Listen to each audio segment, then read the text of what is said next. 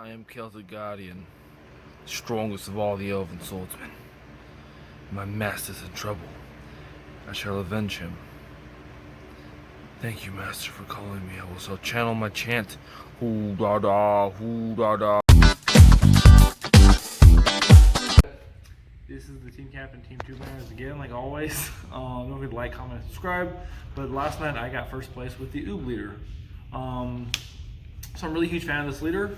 It's pretty solid and things like that. It's basic blue leader, world martial arts. When it awakens, draw 2. Every time you attack, you draw a card. Pretty cool.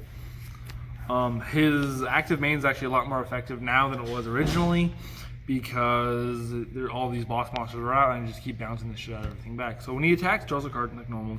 Active main, it's not once per turn. This always blows my opponent away. They always got to reread the card. Active main, take a life, gain 5k, bounce a motherfucker back to their hand. This is really nice when you're going for game, because this will allow you to basically get free draw cards and you buff yourself up. Also, this is how I won most of my games, because I had to give you cards in my hand, increased attack power, and allows me to have more options of summoning. So I really like this leader a lot. If it was the Krillin leader, I don't think I would have won some of my games, because Krillin is nice because it does self-awaken.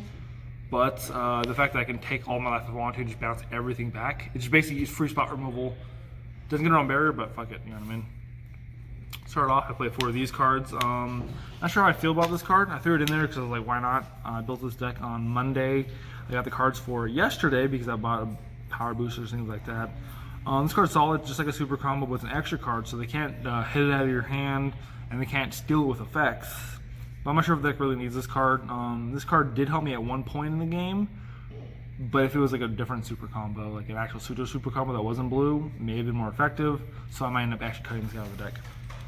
I play 4 yellow ones. You might think, oh, it's blue, why are you playing yellow? Well, they're stupid question guy. For sideboard, really all it is, because this requires world martial arts.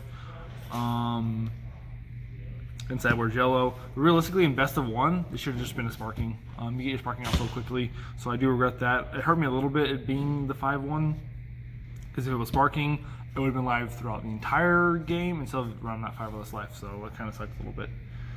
Getting into my search engine, I have a lot of search cards in here. I run 2 of him. I don't feel like you need more than him, just because I need cards that dig a little bit, so he's nice, but most of the searches I need are the things that actually grab what I'm looking for.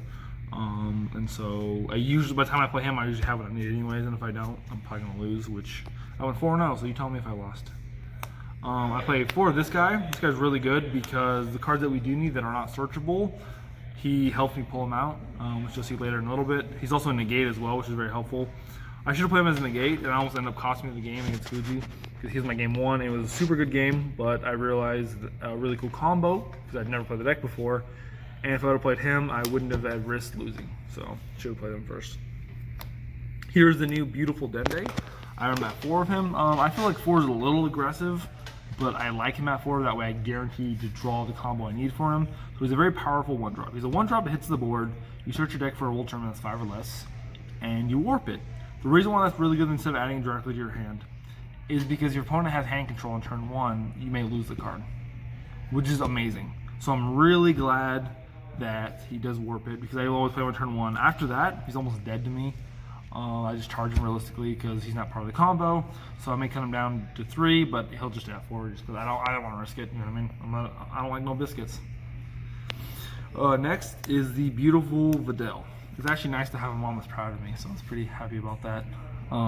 It's a 4-drop. You think, how do you play it on turn 2? Well, a lot of people didn't read this effect, which I had to read multiple opponents multiple times. If you have no board, it reduces by 2, so it's a 2 blue, double blue summoner. So blue summons to the board, and I get to summon my grandpa from the hand. So you play her for 2 energy. So what I usually do is I will do my attacks first. Make sure I combo with my board. I usually don't have a board because I usually combo it away, but I make sure I have no board. I play her. Play Hercule, then pass. I don't want anything to happen to this bitch, because I found out going against Fuji that if she dies, you do not get her effects. So when he summoned her to the board with his Frieza, I got the Hercule, but I didn't get the Pan. Whatever. So I play 4 grandpas. Yeah, I got SPRs. Not a big deal. Whatever. It's also cool at the end of the turn, her effect triggers, and you get to summon the beautiful granddaughter. She goes back to the top of the deck, you search for her, then you shuffle. What's really cool about this is that now his effect triggers. Draw up to 2 cards and untap an energy. So I may have tapped out, but I got 2 more cards in my hand. And guess what? And now I have energy for the defensive. This is the main way to win. Really cool, pretty awesome. I may end up bumping this to 4, but I don't see myself needing it at 4. 3 seems perfect ratios. Beautiful card, but I don't know, maybe I will. I tinker a lot. I play 4 Sensu Beans.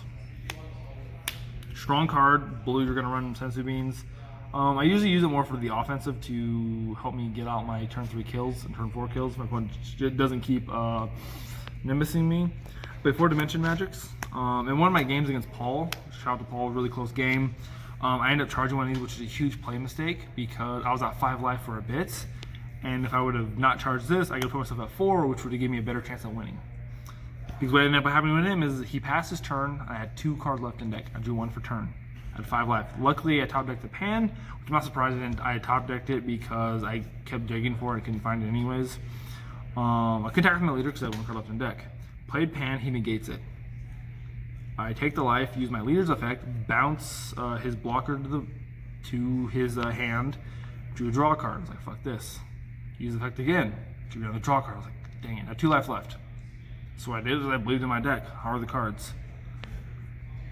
The dual attack, 15k pan, I dropped it and swung in. He's like, game, GG. So it's pretty awesome. Next is 2 1-drop pans. Actually, I think I'm gonna end up cutting this card out of the deck. I don't super find it necessary. I may keep it at 2, but like most of the time I win, I'm not even Awaken. I'm gonna be honest with you. I did Awaken against Fuji to win it because he just pressured a lot, and I did Awaken against.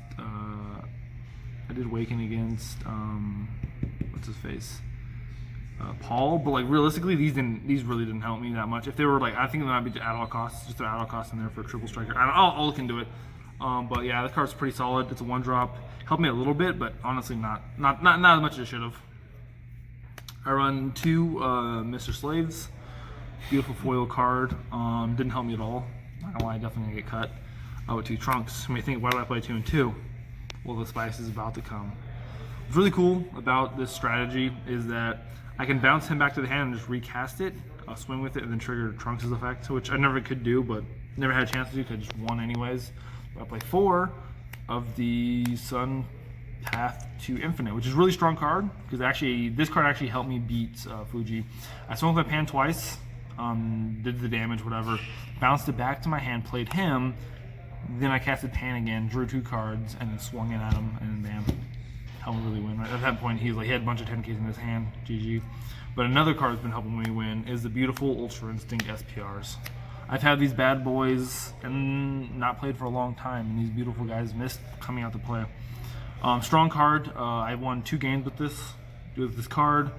Round 2 and 3. 2 was against a Universe 7 Goku deck. 3 was against a Buu Shenron deck.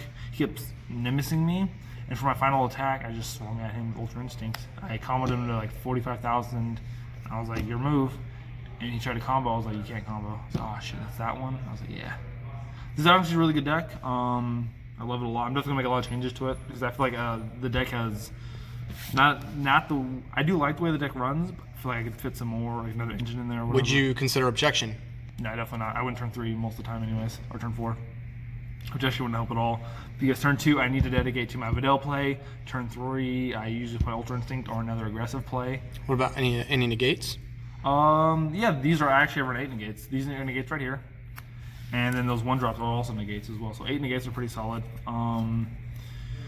Anything else would be honestly too much because I'm winning quickly. The only time I don't win quickly is against Nimbus, which I could run yellow deck, but I don't need to. I can drop Ultra Instinct turn 3.